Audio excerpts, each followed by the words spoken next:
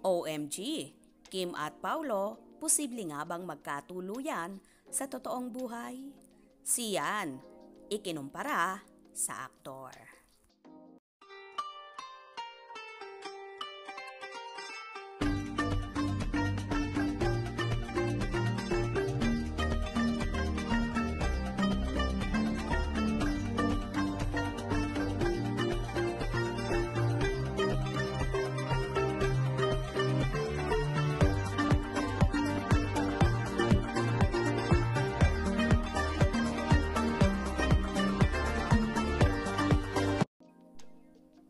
Pinuri ni Christopher Min ang leading man ni Kim Chiu sa linlang na si Paolo Avellino habang nilibak niya ang boyfriend ng actress na si Sian Lim. Sa Showbiz Now na, napag-usapan ni na Christy, Romel Chica at Wendell Alvarez ang posibilidad na magkatuluyan sa totoong buhay sina Kim at Paolo, lalo na't napapabalita ring hiwalay na di umano ang Kim C. Malakas yung karisma nung bata, Paulo. Alam mo yung mga lalaking tulad niya, yung parang suplado na hindi naman suplado, mailap na hindi naman mailap. Ang lakas ng karisma, no? Ani Christy. Siyempre si Sian, hindi siya nagugustuhan. Daldal niya na napakasutsot, dagdag pa niya.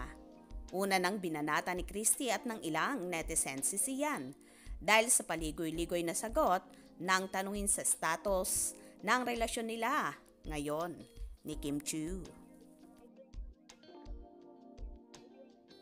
Well, hindi nga maalis-alis ang inis at pagkaasar ni Christy Permin sa kagaspangan ng ugali na ipinakita ni Sian Lim.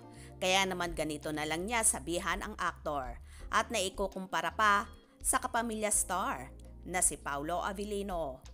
Anyway, hindi lang naman si Christy ang nakakapagsabi noon, kundi pati ang ilang netizens na sinasabing tama lang ang ginawa ni Kim Chiu na hiwalayan ang nobyo dahil wala naman daw talagang plano na i-level up ng aktor ang kanilang relasyon na umaabot na nga ng 12 years pero wala pa rin sa priority ng actor-director na pakasalan si Chinita Princess.